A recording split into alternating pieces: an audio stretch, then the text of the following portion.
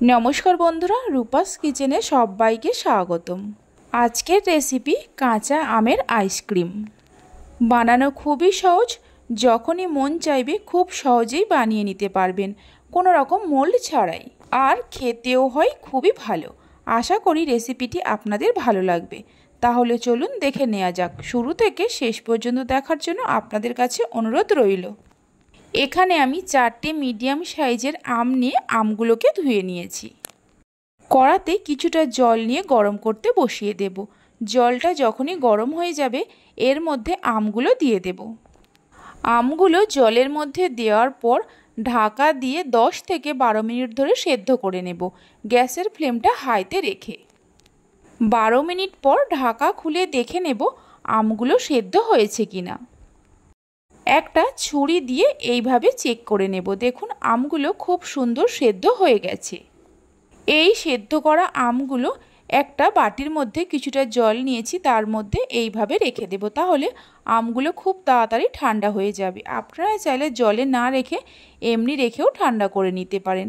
আমগুলো ঠান্ডা হয়ে যাওয়ার পর আমের খোসা আর আটিটা ফেলে দিয়ে আমের পাল বা কাতরাকে বের করে নেব। 4টে आम থেকে আমের কাতগুলো বের করে নেওয়া হয়ে গেছে। এবার আমের এই কাতটাকে ছেঁকে নেব। তাহলে আমের মধ্যে যদি কোনো রকম আঁশ থেকে থাকে বেরিয়ে আসবে। তার জন্য একটা ছাঁকনির উপরে এইভাবে দিয়ে ছেঁকে নেব। এইভাবে একটা চামচের সাহায্যে ঘষে ঘষে আমের পাল বা কাতটাকে ছেঁকে নেব। আমের পাল বা কাত যাই বলুন না কেন ভালো করে ছেঁকে নেওয়া হয়ে গেছে। এবার এর মধ্যে দিয়ে দেব 1 বাটি গুঁড়ো করা চিনি। আপনারা চাইলে দানা চিনিও দিতে পারেন। ওজন হিসাবে 200 গ্রাম চিনি আছে। 1 চামচ বিট লবণ দিয়ে দেব। চিনি আর বিট লবণটা আমের কাতের সঙ্গে মিশিয়ে নেব। তবে চিনিটা চাইলে আপনারা অবশ্যই বাড়িয়ে কমিয়ে নিতে পারেন। আমের টকের ওপরে চিনিটা নির্ভর করে। সব কিছুকে ভালো করে মিশিয়ে নেওয়ার পর এর মধ্যে দিয়ে দেব যে বাটি মেপে চিনি নিয়েছিলাম ওই বাটিরই 1 বাটি জল। জল দেওয়ার পর জলটাকেও মিশিয়ে নেব। এইভাবে মিনিট 2-3 সময় ধরে সব কিছুকে ভালো করে মিশিয়ে নেব। সব কিছুকে ভালো করে মিশিয়ে নেওয়ার পর এর মধ্যে দিয়ে দেব 2 ফোঁটা গ্রিন ফুড কালার। ফুড কালারটা সম্পূর্ণভাবে অপশনাল। ফুড কালারটা শুধুমাত্র দেখতে সুন্দরের জন্য। এর জন্য স্বাদের কোনো পরিবর্তন হয় না। তাই যদি থাকে দেবেন, যদি না থাকে তাহলে দেওয়ার দরকার নেই। ফুড কালারটা দিয়ে ভালো করে মিশিয়ে নেওয়া হয়ে গেছে। আইসক্রিম তৈরি করার জন্য আমের মিশ্রণটাকে এই রকম মিডিয়াম ঘনত্বে তৈরি করে নিতে হবে। আইসক্রিমগুলো জমানোর জন্য এখানে আমি কয়েকটা কফি কাপ নিয়েছি।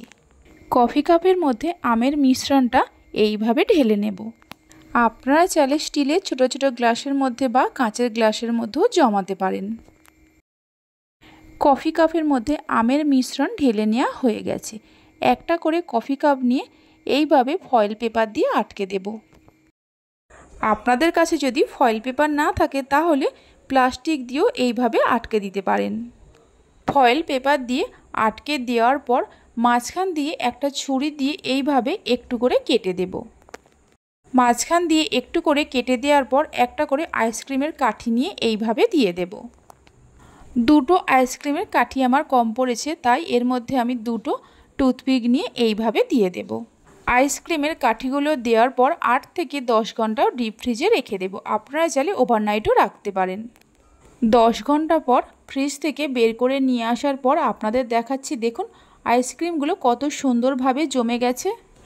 একটা কাঁচি দিয়ে কফি কাপের একটা সাইড এইভাবে কেটে দেব। তারপর এইভাবে আইসক্রিমগুলোকে বের করে নেব।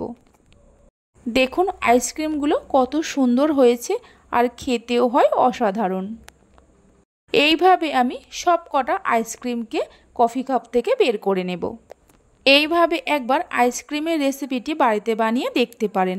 বাড়িতে বানালে খেয়ে আপনাদের কেমন লাগলো কমেন্ট বক্সে জানাতে ভুলবেন না। আমার রেসিপি যদি আপনাদের ভালো লেগে থাকে অবশ্যই একটা লাইক করবেন, বন্ধুদের সঙ্গে শেয়ার করবেন। ভালো লাগলে চ্যানেলটি সাবস্ক্রাইব করে পাশে থাকা বেল আইকনটি প্রেস করবেন নতুন রেসিপির আপডেট সবার আগে পাওয়ার জন্য। তাহলে চলুন ভিডিওটা আমি এখানেই শেষ করছি।